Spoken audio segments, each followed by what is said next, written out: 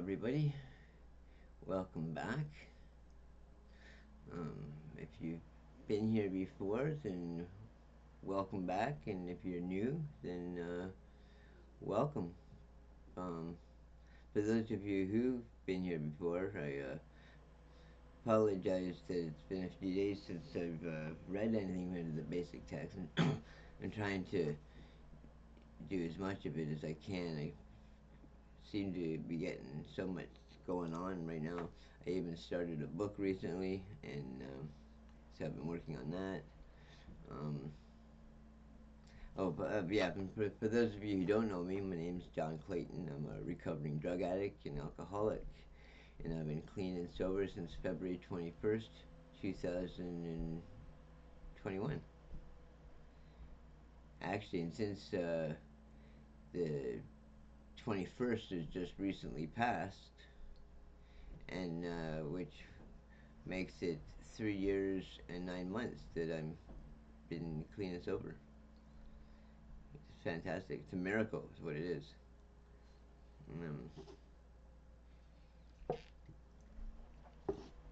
Yeah, so we're continuing on into the basic text. Um, yeah, we're on. We're still reading the personal stories. I found the only NA meeting in the world.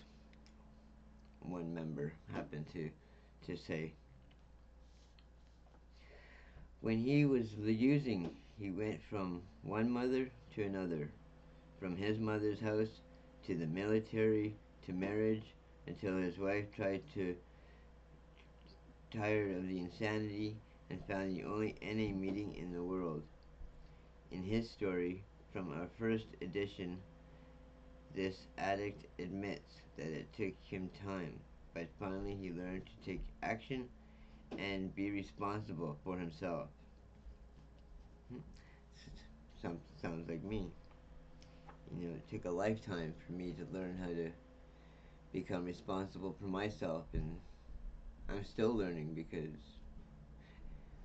since I've had such a long life in a dark, dank place, everything to me today is new and it's hard. But anyway, okay, so yeah. My name is Bob B. from Los Angeles. On the subject of people, places, and things, my story is not much different from the executive. It's just on the opposite end of the stick. I grew up on the wrong side of the tracks, poor, deprived, during the Depression, in a broken home. The words of love were never spoken in my household. There were a lot of kids in my house. Most of the things I remember about my life are recalled in retrospect. While they were happening, I don't know anything about it. I just remember going through life feeling different, feeling deprived. I never felt quite comfortable wherever I was, with whatever I had at any given time. I grew up in a fantasy world. Things on the other side of the fence always looked better. My grass was never green enough. My head was always out to lunch. I learned all the shortcuts in order to make through school. I always had a dream of leaving home. It was not the place to be. My great fantasy was that there was going to be something good out there somewhere. I started using drugs fairly late in life. I was 18 years old. I say late in comparison with the age kids are doing it today. My mother ruled her house with a big stick. That was her method. Sorry. The constant way I gained attention was by getting my butt whipped on a daily basis. I found another way to get attention was to get sick. When I got sick, I got the things I felt were necessary, love and attention. I blamed my mother because she didn't make better choices in her life so that I could have been a happy growing up. I went into the military because it was a place it was a place to run. I stayed in the military for a long time because they afforded me the same opportunities I had at home. Three hots, a cot, and no responsibility.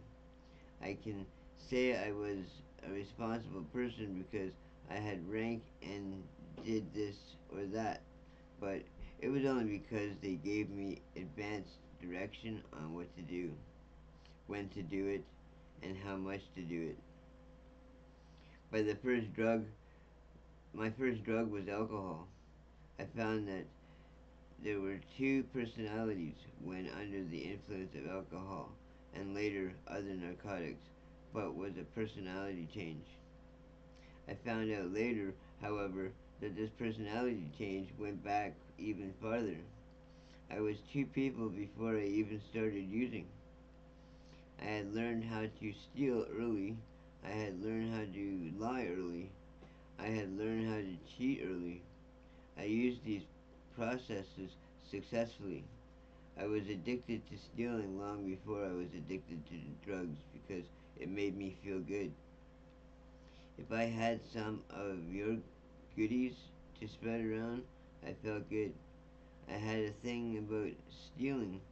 I couldn't go into a place unless I took something. I was so naive. I knew nothing about drugs. Drugs were not something that were talked about in the 1930s and 40s. It is not that drugs have changed, they just didn't talk about them. Before they, before, they didn't talk about sex, or drugs, or religion, or discuss or explain them. It just wasn't one of those things that was talked about. I first experienced my drug of choice, heroin, in the Far East. I heard about opium and tried that. I found that you could cook up heroin and put it in a spike. There were a great variety of drugs in other countries that you could get by just walking into a drugstore and asking for them. So I stayed out of the country for 9 years. That way, I wasn't confronted with the attitude and restrictions in the United States. I knew nothing about the progression of my disease. I knew nothing about addiction. I ran around in the ignorance of addiction for a lot of years, not knowing, just not knowing. No one explained to me that when you use drugs over a year's time, you can get hooked. No one told me about withdrawal from drugs. The only thing anyone told me was don't get sick. And the way to do it was to keep on using. One of the problems I found in the military was that they give you orders, ship you out, and they don't send your connections with you.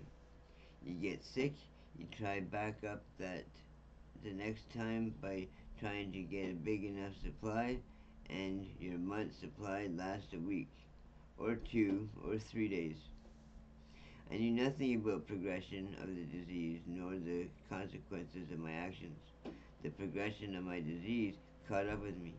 So far as the military was concerned, which I started transporting and smuggling, also when you use drugs to the extent that you can't be here on for duty, they frown on it. The next thing they do is take you away and lock you up. Then the military did a cruel thing. They put me on the streets. I was ill equipped to take care of myself. I had gone from one mama to another mother. They had taken care of me. Then I found myself on the street with no one to take care of me. I knew nothing of paying rent, working, or being responsible. So I had to give that responsibility to whoever I could give it to. I went through a lot of mothers. I had to learn how to hustle on the street. You have you have to realize that the military has a lot of equipment that can be sold, and I used to sell it. because I like to steal. I had to learn other processes like running through stores, winging steaks and cigarettes under my arm, jumping from second story windows, and running from policemen. I think there is a certain excitement that goes along with drug addiction. It was a lot like my childhood games of cops and robbers. I found out that there were more policemen than drug addicts. They were standing around watching you. I could never understand how they could go into a crowd of people and pick me out and say, "Let's get in the car, let's go." 9 times out of 10, they had me dirty. During the process of finding mothers, one mother found me. I thought I should hem them one up and get papers on her.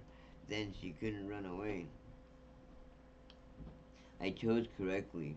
I chose someone who wasn't using. I knew about the ones that were using. They were never there when I got locked up. They never had bail money. They could never visit or because they were too busy taking care of their own habits. So I found one of those unsuspecting ones.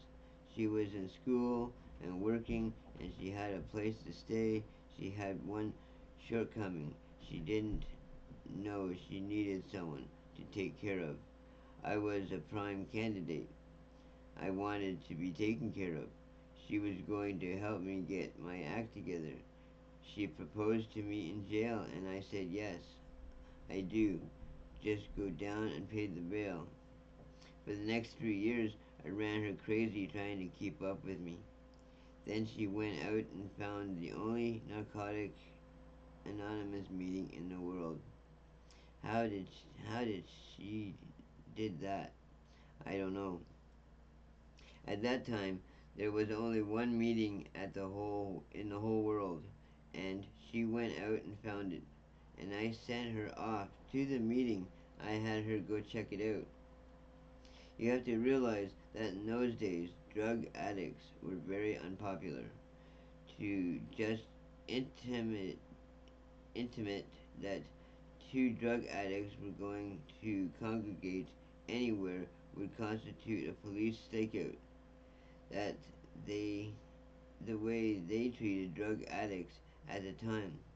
There was a very little understanding about addiction. I was very leery and the thing to do about helping drug addicts. I knew they did with drug addicts. They locked them up, period. There was no program to go to except in Fort Worth and Lexington. I always had a sad story to justify my using. One day, after one of those 6 month trips to go get a loaf of bread at the corner grocery, I came home and my bags were sitting at the door. She had told me 50 times for a thousand times, "You got to go." This time was different. There was something in her voice this time. So I took my bags and went to the only place there was to go, the streets. I had become accustomed to living in the streets. I knew I knew how to live in the back of old cars, old laundry rooms, and old empty buildings.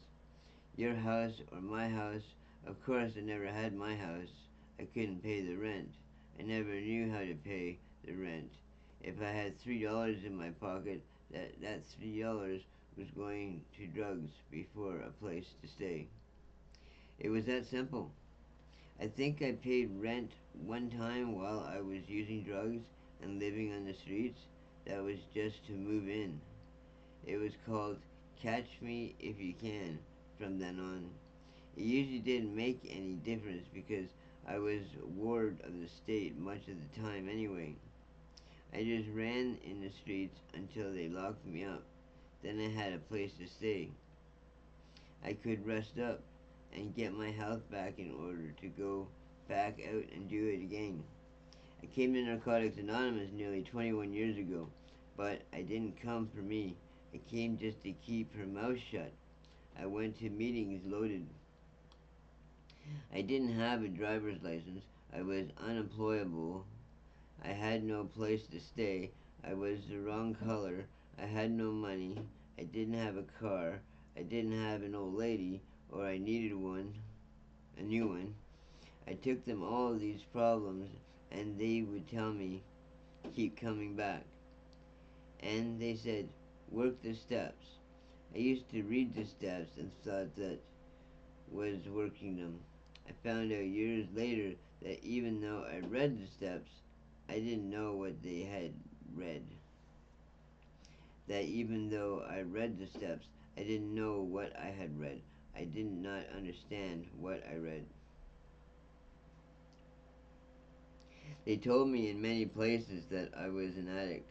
I had been labeled an addict from the military to the jails and right on down the line. I had been labeled. I accepted that, but I didn't understand it. I had to go out and do some more experimenting before I got back to the program. One of the things I had to learn to do was to understand what the program was all about. I had to become willing to find out.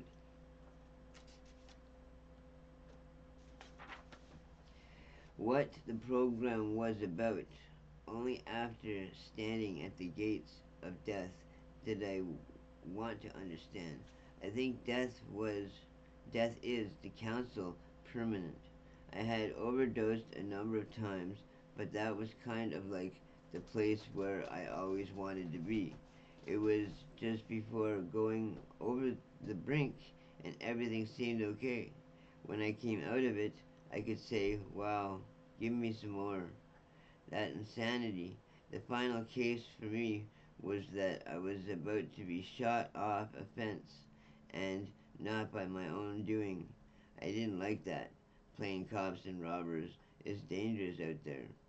They have guns, and I don't like being used for target practice. There were more and more cases of policemen sticking guns in my mouth and upside my head and telling me to stay upside the wall.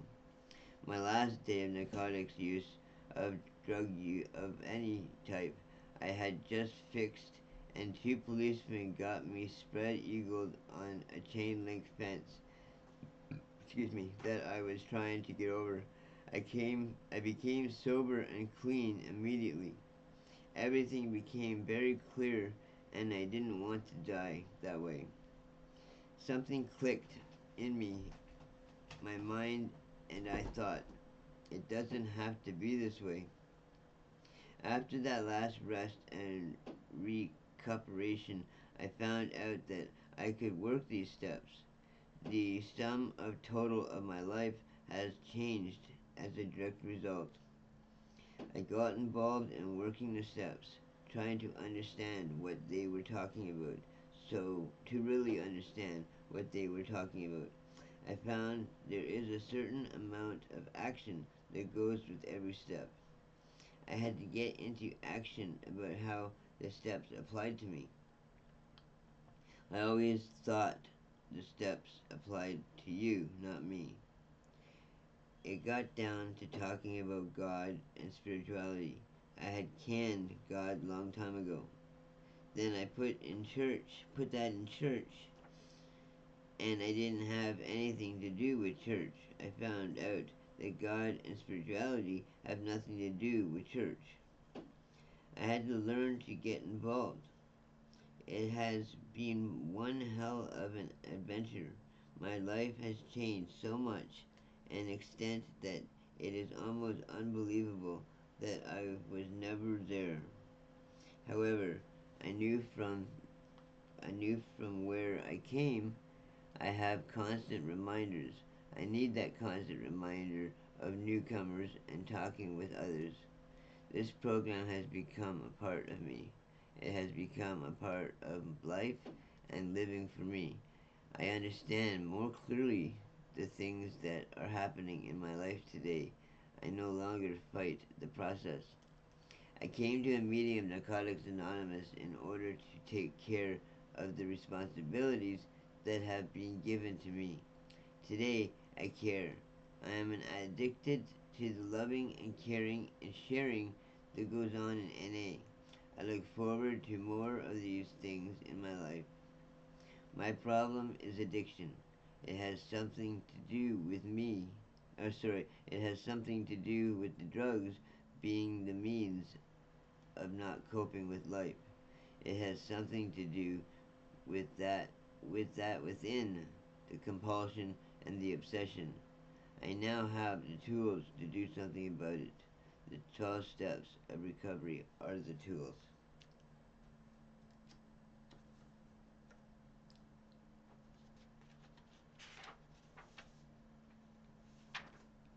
Wow.